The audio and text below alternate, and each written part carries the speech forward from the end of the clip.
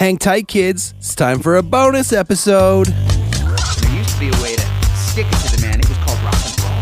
But guess what? Oh, no.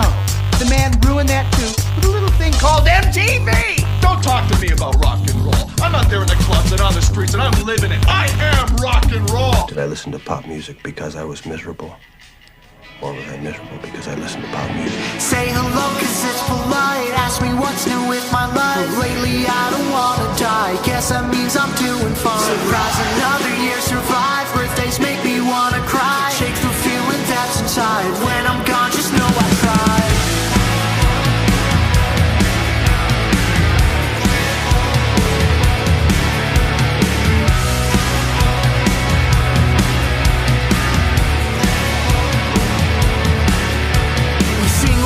Like requiems, hero days are dead and done. We all fight over the crumbs. Can't pay. So Hang Tight is a pop-punk band from New Jersey. They're signed to Standby Records, and with the release of their EP Grind back in 2017 and their latest single Afterglow, Hang Tight are looking to continue gaining momentum in 2018 and into 2019.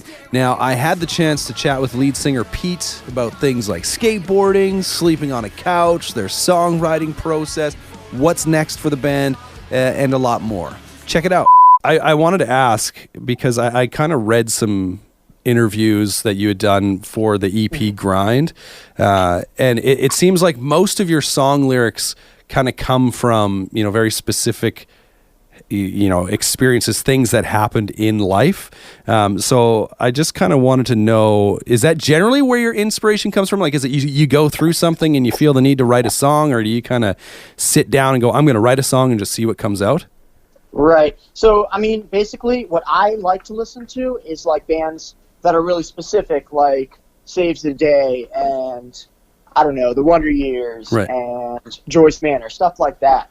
So I guess it's a little bit of that, just sort of like liking what I like, right, and writing like that. But I don't know, I feel like when I write lyrics, it doesn't have impact unless it has like a specific sort of like story behind it. Sure. So like something like, say, like one of our lyrics is like, I'm always sleeping on a couch. Right. Like that might be a simple line, but at least to me and maybe some other people, I feel like that's like a heavy line, because I don't have a bed to sleep in, I don't have a home to go to.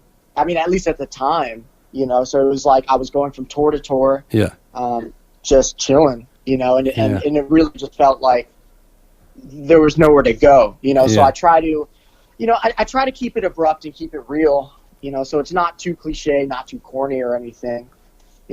That's pretty awesome. And I can, that line, I'm always sleeping on a couch or whatever. When I assume when you're on the road, a lot of people are like, oh, I know when I travel, I just can't wait to get home and sleep in my own bed, and just how much different that can be when it's like, well, that's not really a reality for me right now. I don't have that home I'm going home to sleep in my own bed.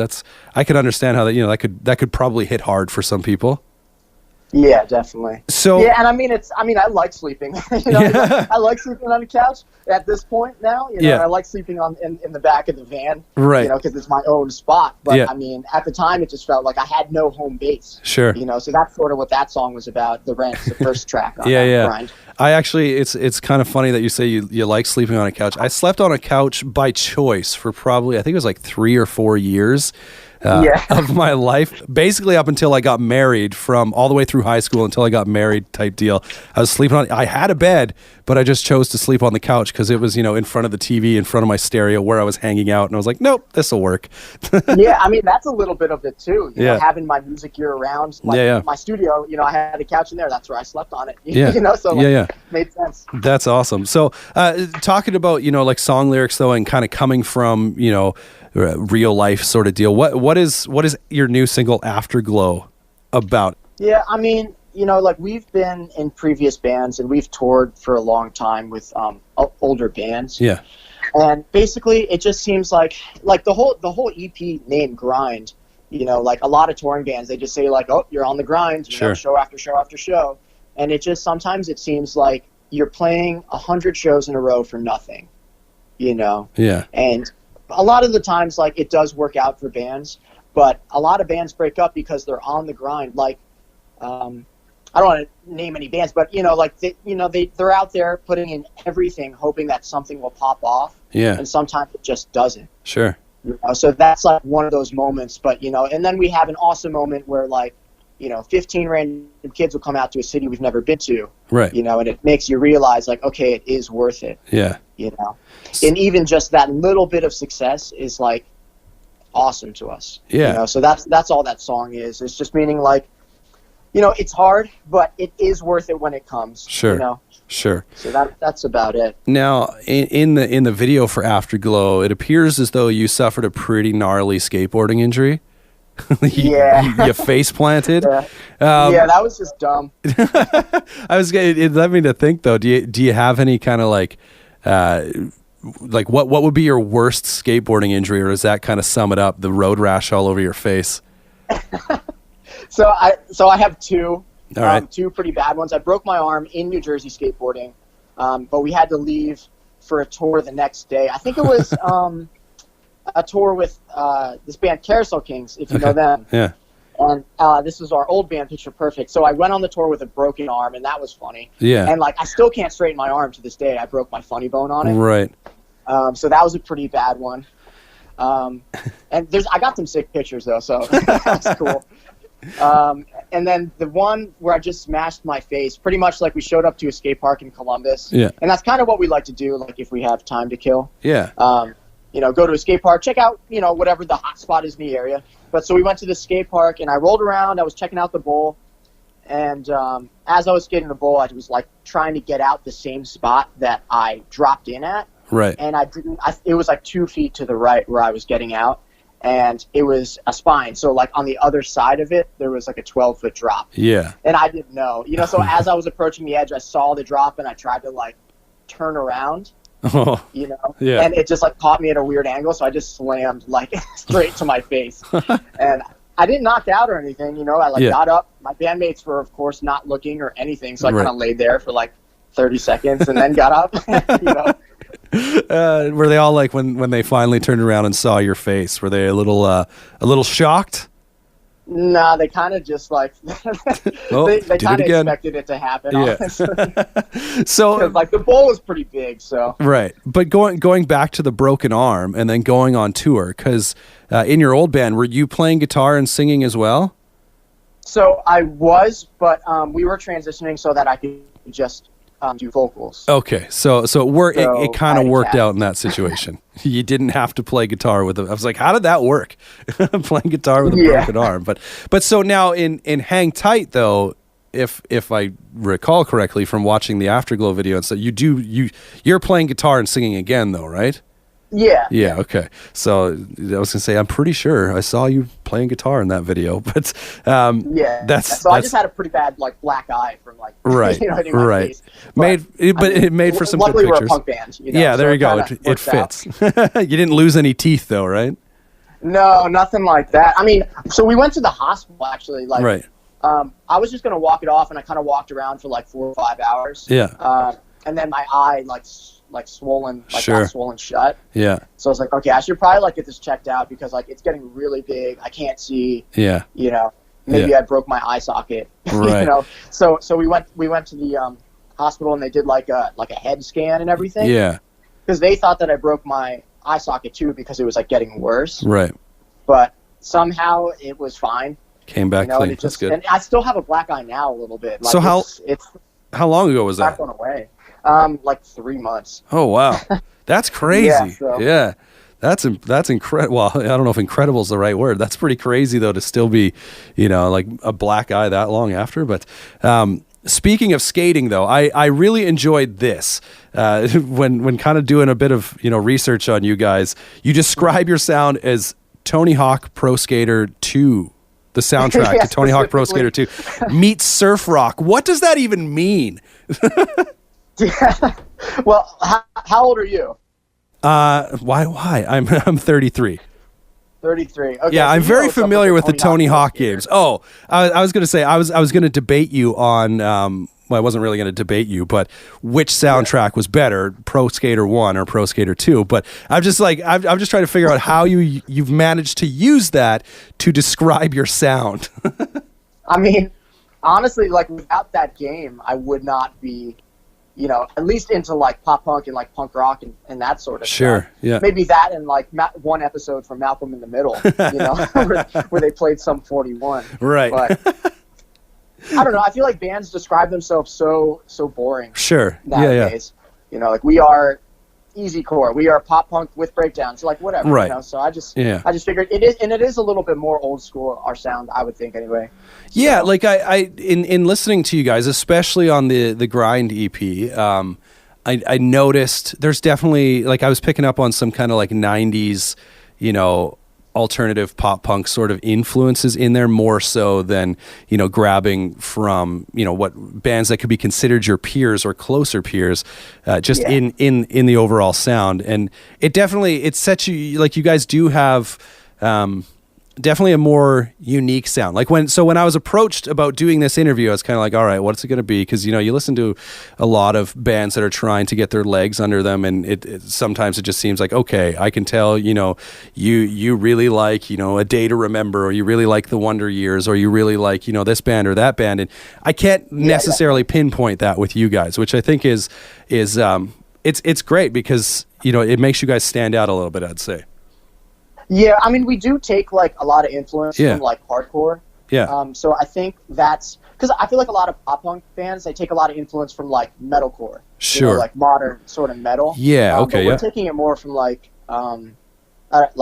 Angel Dust and like Turnstile, sort of like groovy hardcore. Yeah. Like a lot of hardcore. Yeah. And then we actually do have like we have 3 straight edge members, so like a lot of like like the I guess like sort of epic, have heart sort of hardcore parts, right? So that's like our build-ups and that. That's cool. But it's all major key, so it's all still poppy. It's all pop rock. Yeah, even though you deal with some on the EP, you deal with some pretty heavy emotional stuff in some of your songs. You keep it sounding it sounding light. That's a that's a skill in itself. To deal with something that's could be life-changing and taking that and making it feel light. Speaking of, though, kind of a lighter vibe, though, on one of your songs on the EP, Digital Age, I think is it's pretty funny to me the dig that you take at DJs, I think is pretty great.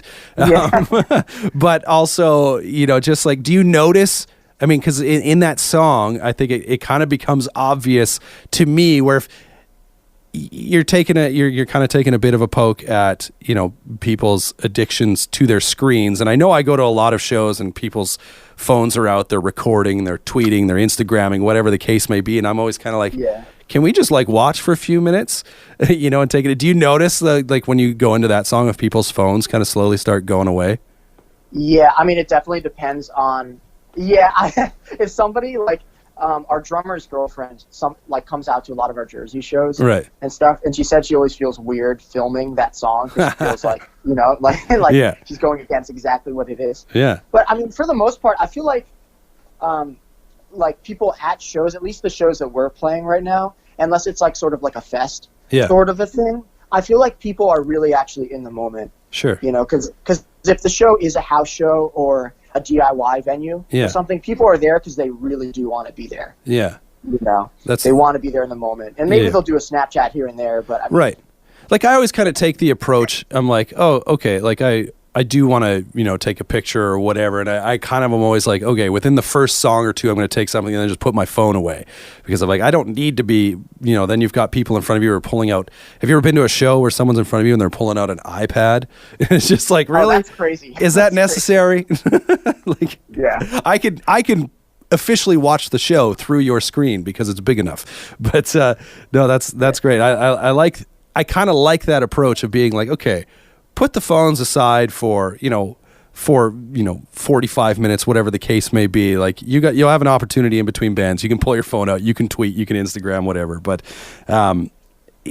going back to the dig at DJs that you kind of, which is, I'm assuming it's kind of lighthearted, but at the same point, kind of saying like, hey, I read in an interview, you're kind of like, we lug our heavy gear in and out of the venue. We work at crafting these songs and what have you. But have you ever been to an emo night? No, I haven't, but I've been to things that were really similar. Yeah, because so I was in San Diego a number of months ago, and we were just kind of visiting some friends and saw, like this thing's like, oh, Emo Night Brooklyn, which confused me initially because I'd never heard of it. Yeah. And I'm like, but I'm in San Diego. This is weird. So we kind of did some digging. I'm like, oh, this could be fun. And it's the first time I've ever gone to something where it's literally a guy up on stage with a laptop.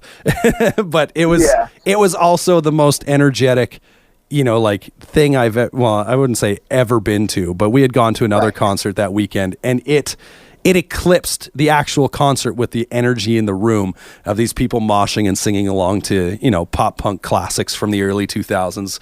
But no, that was good. I get it. I do get it, but I mean, I just wish they would just, go to shows too. Like the general crowd that goes to those every single time. Sure. Yeah. I mean, there's nothing that beats going and seeing a band live. Like, there's nothing that even comes close to it. It's it's something that for those who love music, they understand. Going to see, especially if it's a band that you've been listening to for years and never had the opportunity to see. I'd much rather go see that band live than go hear someone play that song on their laptop, right? But definitely. So you also yourself, you're into recording, working with other bands.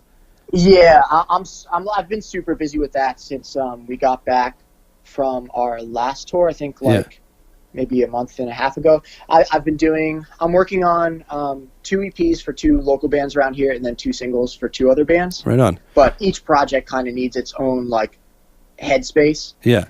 So now, it's been busy. It's 12-hour days for the past couple weeks. This is my first day off for a while. Well, and you're hanging out on the phone, so there you go. But is that something you kind of always wanted to do, or did it kind of come out of more of a necessity and being like, hey, it's going to be more affordable for me to learn how to record my own band, and then or is it just something that you've always sort of looked at and went, I think this would be cool?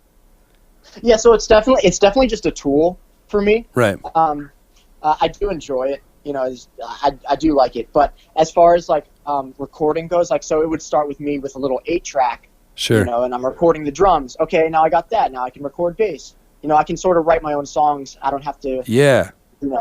Rent out a crazy studio or anything. I can just do my own thing. Yeah. But I mean, when it comes to the technical part, I'm definitely better at. At least I think I am. I'm definitely better at producing and arranging and songwriting. Okay. Than I am mixing. I can definitely do it in a sense of I know what sounds good, so I can mix it so it sounds good. Yeah. But if I meet another producer and we start talking about frequencies and everything like that, it's going to be a little bit of a different language. Sure. If that makes any sense. Yeah, and so you guys have, and that's kind of how you've done things in Hang Tight, right? You kind of engineer and record it and then send it out elsewhere to be mixed. Exactly. Yep. Yeah. So I guess with Afterglow, I was just kind of thinking in listening to it, sonically, it definitely sounds different than the EP. Is that kind of a direction you're heading, or was it, kind of just something that happened in the recording process that it came out that way? Yeah, I think that happened in the mix. Right. So we switched mixers from, I don't know how to say his last name, but James Paul Wisner or Sure. Wisner. Yeah. I'm not sure. But he, so he worked on really punchy bands like Paramore and right. A lot of punchy bands, and then we switched over to Andrew Wade and we gave him a try, and he does work on heavier bands, but I guess in his mind we were sort of a more vibey band. Sure. Yeah. Compared to everything else he usually works on. So the first mix we got back from him was pretty mellow. Right. And at first I was like, oh, I don't really like this, but it kind of made sense. And that's the reason why we do go to another mixer, so they can, put their perspective on it. Sure, yeah. So I just let him do his thing, and that's how it worked out. Yeah, well, because we did record it in mind with breakdowns and heavy guitars and everything. It's just he sort of mellowed it out. Yeah. So I'm interested, one day to actually potentially hear Afterglow live, because the way you describe it is intriguing to me in the fact that, with the mix and everything, it takes on a little bit of, you use the word vibey. I was going to say a little dream pop sort of vibe with some of the guitars going on in there, as opposed to being on the heavier side of things. And it really stands out. And so I'm interested, I guess, to see if that song ends up being on a future, EP or full length or whatever, how it sounds because it does sound fairly different from the Grind EP, how it would sound next to, you know, some other songs that you end up writing for a new project. Yeah, I think live it does kind of like, at least when it starts, it's pretty mellow. Yeah. You know, but we sort of set the vibe with that after taking a break to talk about some things and stuff like that. Right. But it does like pick up. It has a breakdown, so people start jumping and you know, crowd surfing and stuff. Right on. But yeah, it's not like Digital Age where it's I'm cursing off DJs and stuff. Right. You know, like, yeah. Right away, so. Yeah. So that does lead me to, I guess, maybe one last question is that do you have plans? Is there anything in the works for another, you know, EP or full length or what have you?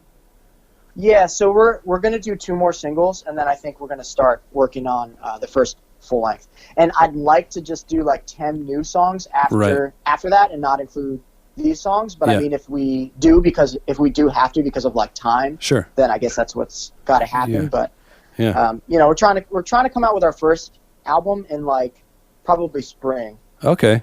Yeah, that's the goal. So you're getting the wheels going then. Yeah, we've been doing some like light demoing and stuff, but you know, I've just been recording a lot of bands since like tour, and everybody's just sort of settling down. Yeah. But we're about to start kicking it up again. So will you engineer and record the full length, do you think, or are you gonna focus more on the songwriting? That's what it's looking like. Yeah. That's what it's looking like. I mean, if we can find somebody who's willing to do the whole project in our budget, yeah, you know, then I'm not opposed. Sure. You know? Yeah. But either way, I'll probably just record it as if it's a final. You know. Yeah. So that just in case that doesn't work out, where we can go to somebody to do the full record, I can just record as if it's a final and then send it out to be mixed. Right on. And if it doesn't work out, then they're just demos. You know, we rework them with somebody else. Yeah. Right on, man. Well, that's about all I've got. So I'll let you get back to enjoying your first day off in a while. No, that's cool, man. Thank you.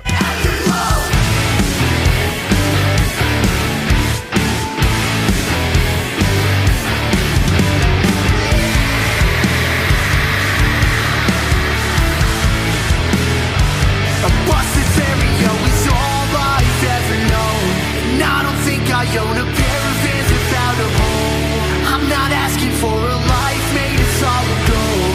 I just wanna feel the warmth of the afterglow.